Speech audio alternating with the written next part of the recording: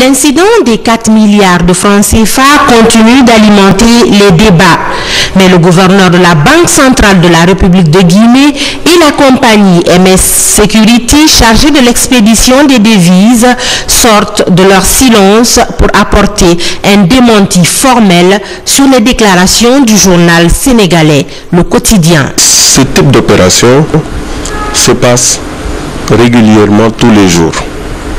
Nous transportons, disons mensuellement, plus de 200 millions de dollars en billets de banque et en valeurs précieuses.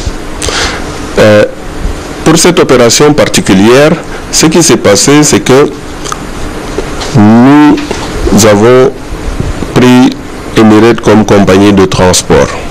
Malheureusement, avec le problème d'Ebola, ils ont suspendu leur vol sur la Guinée. Donc, qu'est-ce qu'il fallait faire? Il fallait trouver une alternative pour pouvoir prendre Emirates. On avait la possibilité de passer à Abidjan ou ailleurs. On a pris le chemin le plus court, que Dakar. Alors, on a été très surpris d'entendre dire qu'il y a eu une saisie. Je voulais préciser qu'il n'y a jamais eu de saisie de la douane sénégalaise. Qu'est-ce qui s'est passé alors? Ce qui s'est passé est très simple. On est arrivé à Dakar, on avait informé déjà au préalable la douane sénégalaise. Arrivé à Dakar, on a été escorté même par la douane sénégalaise jusqu'à zone de transit. Arrivé là-bas, il fallait faire les formalités. Alors, il s'est passé un petit souci.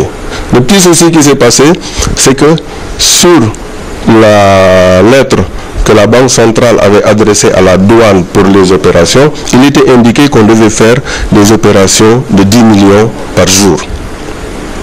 Et on avait une déclaration, on avait 20 millions de dollars et aussi une déclaration en dehors de 20 millions. Qu'est-ce qu'il explique? On a loué un avion pour aller sur Dakar, il faut bien rentabiliser ce surplus, ce surcoût. Donc, on a doublé le montant pour pouvoir le faire. Je précise aussi que la douane sénégalaise n'avait même pas les moyens. Même s'il y avait problème, la douane sénégalaise n'avait pas les moyens de faire une saisie parce que c'est juste un transit.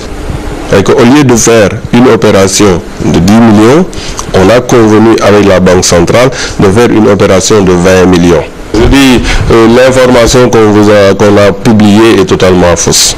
Et il n'y avait pas d'euros, c'est uniquement des billets de dollars. Donc, c'est au moment de faire les formalités pour embarquer qu'un préposé des douanes a signalé au chef de la subdivision qu'il avait constaté que entre la déclaration et la lettre, il y avait peut-être un petit écart.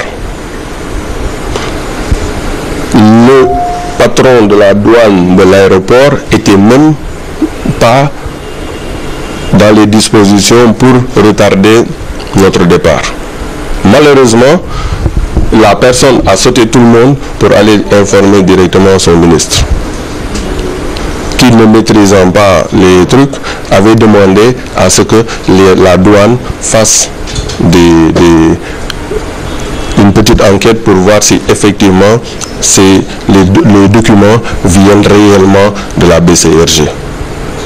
Et après vérification, les devises ont pu partir sans aucune difficulté. Et puis, je pense que même il n'y a pas eu de problème. Pourquoi je vous dis qu'il n'y a pas de problème? Sur la lettre, il est dit que nous proposons, c'est MSS qui propose de faire des expéditions journalières de 10 millions. On peut faire plus.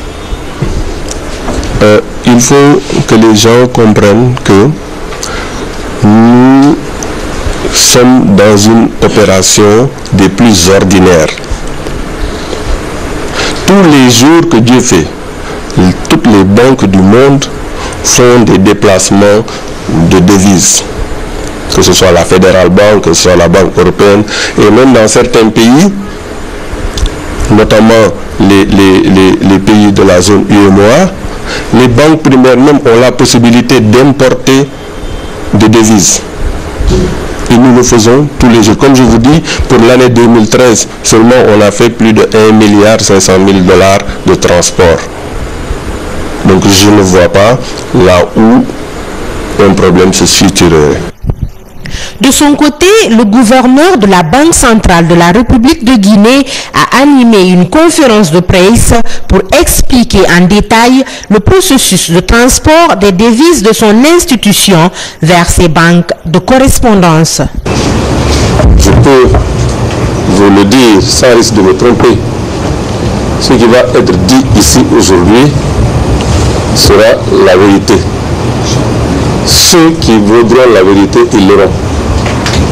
Ceci dit, ceux qui voudront aussi la petite bête, ils trouveront toujours le moyen d'en trouver. Donc, encore une fois, merci. Pour revenir à l'introduction de M. Diallo, je commencerai par dire un certain nombre de choses. D'abord, l'opération dont il est question n'a pas porté sur 4 milliards de CFA, autrement équivalent à 8 millions de dollars, mais c'est bien plus un montant bien plus important, 20 millions de dollars. Évalué en CFA, absolument, c'est 20 millions de dollars au lieu de 8 millions de dollars, équivalent à 4 milliards de francs CFA. Ceci suppose déjà que l'organe de presse qui a censé faire les causes n'avait pas la maîtrise de la situation, qu'il ne comprenait pas très bien de quoi il s'agissait, dans le meilleur des cas ou dans le pire des cas, qu'il y avait derrière une intention manifeste d'intoxiquer. Je ne vais pas m'étendre sur ce sujet pour l'instant, je vais continuer sur la deuxième affirmation que je voudrais faire, à savoir que c'est une opération courante de la Banque centrale. C'est une opération que nous pratiquons depuis toujours, pour autant que je m'en souvienne, depuis que je suis à la Banque centrale de la République de Guinée. Je peux vous dire que ça fait quelques années. La Banque centrale procède régulièrement à des expéditions de valeur auprès de ses correspondants. De valeur correspondant au versement des banques à ses guichets, lesquelles banques reçoivent ces versements de la part de leurs clients pour couvrir leurs opérations d'importation notamment. Les dépôts constitués avant les opérations sont l'essentiel de ces dépôts qui viennent au guichet de la Banque centrale. Donc c'est des opérations courantes et par conséquent, selon la réglementation de change qui veut que ces genres de transactions, de transferts soient effectués par la Banque centrale, ce sont licites, ce sont des opérations légales conformes à la loi, parce que la loi portant réglementation bancaire et celle portant statut de la Banque centrale confère les prérogatives à la Banque centrale d'effectuer des opérations sur devises étrangères et sur métaux précieux. Je voudrais dire également que c'est une opération qui ne concerne que la Banque centrale de la République de Guinée. Autrement dit, aucune autorité politique ou administrative du pays n'y est intéressée. La Banque centrale est une institution à laquelle la loi confère une large indépendance et dans le cadre de cette indépendance et des prérogatives qui nous sont conférées par la loi, elle effectue ces opérations.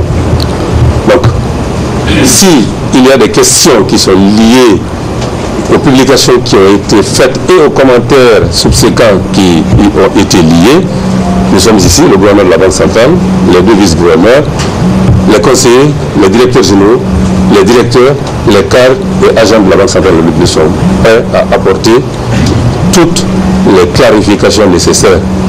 Il ne peut s'agir en l'occurrence que de clarification parce qu'il n'y a aucune zone d'ombre et nous ne désespérons pas de pouvoir, à la fin de cette conférence de presse, vous convaincre tous qu'il s'agit des opérations licites, des opérations légales, des opérations courantes, des opérations tout à fait propres. Je vous remercie.